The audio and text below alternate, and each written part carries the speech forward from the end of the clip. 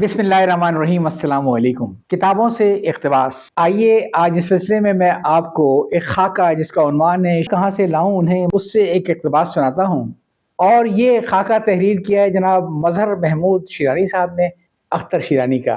तो आइए सुनते हैं। हमारा ख़ानदान भी टोंक के बहुत से घरानों की तरह सैयद अहमद शहीद रहमतुल्लाह अलैह से निस्बत और उनके साथी मुजाहिदीन से नस्बी ताल्लुक़ की बुनियाद पर दीन से ख़ुसूसी शगफ़ रखता था। अख्तर साहब की मैनोशी हाफिज साहब के लिए सुहानी रुई थी, बाकी अहले खाना को भी इसका बड़ा कलक था। बाज बहीखा इस आदत से निजात के लिए नुस्खे और टोटके बताते रहते थे। एक बार मास्टर मिठूलाल जी ने, जो मुझे घर पर ट्यूशन पढ़ाने आते थे, ये तजवीज़ पेश की कि अख्तर साहब को शराब सी के बजाय भंग पर लगा दिया जाए। वो बड़ी राजदारी के साथ किसी हलवाई से किसी खास तौर पर भंग की बर्फी तैयार करवा के लाए थे। हल्के सब्ज रंग की ये बर्फी इतनी पुरकशिश थी कि घर वालों के लिए उसे मेरी दोस्त बुर्ज से बचाना दुश्वार हो गया। चंद रोज तक ये अख्तर साहब के दस्तरखान पर सजाई गई, लेकिन उन्होंने उसकी तरफ आंख उठाकर भी न देखा। फिर किसी बुकरात ने राय दी कि अगर शेर का झूठा गोश्त पकाकर खिलाया जाए तो शराब हमेशा के लिए छूट सकती है। चुनांचे जयपुर के चिड़ियाघर से राब्ता करके शेर का पसखुर्दा मंगवाया गया और बड़े एहतमाम से भूनकर अख्तर साहब के आगे रखा गया। उन्होंने खाया भी, लेकिन नतीजा वही, टाए टाए फिश। अहले तदबीर की दमानगियां आबलों पर भी हिना बांधते हैं। और शराब छोड़ी तो किस वक्त, जब मर्जुल मौत में मुब्तला होकर मैं अस्पताल लाहौर में दाखिल हुए। हालत सकीम हुई तो डॉक्टरों ने इस्लाह करके कोशिश की कि उन्हें 2-1 घूंट बतौर दवा पिलाई जाए। मुमकिन है इस तरकीब से ज़ौफ़ में कुछ अफाका हो जाए। लेकिन जब आब तर्बनाक का जाम मुंह के नजदीक ले जाया गया तो उसकी बू सूंघते ही होंठ भीजे और मुंह की तरफ से इशारा करके अंगुश शहादत आसमान की तरफ उठाई। मतलब यह था कि मैं आलूदा दहन लेकर बारगाह खुदाबंदी में हाजिर होना मुनासिब नहीं। शरफाए टोंक के दस्तूर के मुताबिक हाफिज साहब बैली यानी बैलों का टांगा रखा करते थे। उनके इंतकाल के बाद ये अख्तर साहब के कब्जे में आ गया। बैलों की जोड़ी और अतीक गाड़ीबान की शामत आती रहती। सारा सारा दिन घूमते, कभी कभार मुझे भी साथ ले लेते। दोस्तों के जाते मगर कहीं टिकते नहीं थे। 2-4 मिनट की बात की और अतीक को गाड़ी बढ़ाने को इशारा कर दिया। हाँ, 2-1 मरतबा साहबजादा सरदार खान के यहाँ उनके दीवान खाने में देर तक बैठे बातें करते रहे और मैं पहलू बदलता रहा। एक दिन खुदा जाने जी में क्या आई कि पुराने शहर में रतलाम वाले सेठों की हवेली पर जा धमके। हम बहन भाइयों के नाम की रकम उनके यहाँ जमा थी। मुनीम जी ने बाहर आकर स्वागत किया, लेकिन उनका मुतालबा ज़र तस्लीम करने की पोजीशन में न था। अख्तर साहब की दलील यही थी कि ये मेरे बाप के पैसे हैं, सेठों के बाप के पैसे नहीं हैं। कुछ देर रद्दोकद रही, बिलाखिर मुनीम जी ने कुछ नजराना देकर जान छुड़ाई। हाफिज साहब की वफात फरवरी 1942 में हुई। क्या असूल परस्त और वफादार इंसान थे।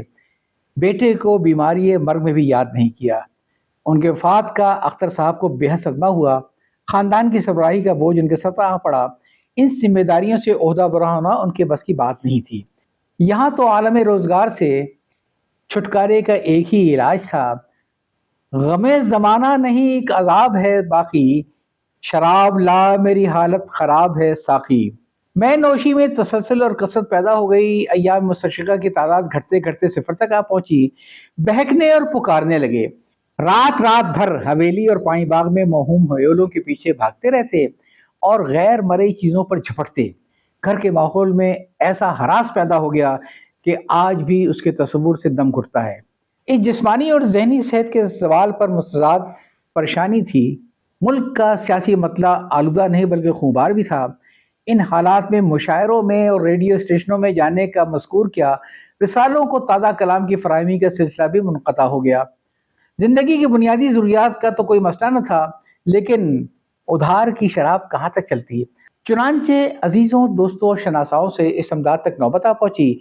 वो शख्स जिसका एहतराम मौलाना मोहम्मद अली जौहर और मौलाना ज़फ़र अली खान जैसे ज़ोमाए कौम भी मलहूज़ रखते थे, दरख्त ज़र के हाथों इन हालों को पहुंच गया था। 1946 और 1947 के 2 साल हम पर बड़े शाख गुजरे।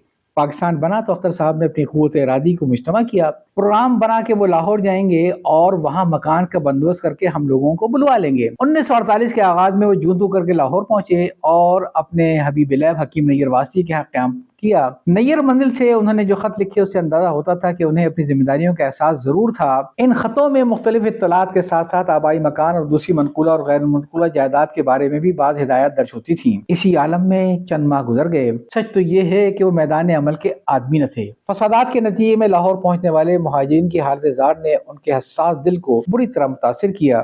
رہے سہے قوا اہل خانہ سے مفارقت نے سلب کر لیے۔ اسی دوران میں کہی گئی بعض منظوبات سے ان کی جذباتی کیفیت اور رقت قلب کا سراغ ملتا ہے۔ اس مایوسی کا آئینہ دار ان کا سائنٹ مہاجرہ جسے میں یہاں درج کرتا ہوں۔ سکون نصیب نہیں میری جان بسمل کو، فضائے غم میں میرے قلب کو قرار نہیں۔ کوئی امید نہیں کہ سوگوار نہیں، وہ گم شدہ ہوں ترستا رہے جو منزل کو، دیار غیر میں روئے نشاط محفل کو۔ وہ شاخ خشک جو معمور برگ و بار نہیں، فسردہ گل جسے امید نو بہار نہیں۔ الہی کیا کروں اپنے علم زدہ دل کو، چمن سے دور ہوں ایک بلبل ہزیں و خاموش، ستا رہی ہے جسے یاد آشیانے کی۔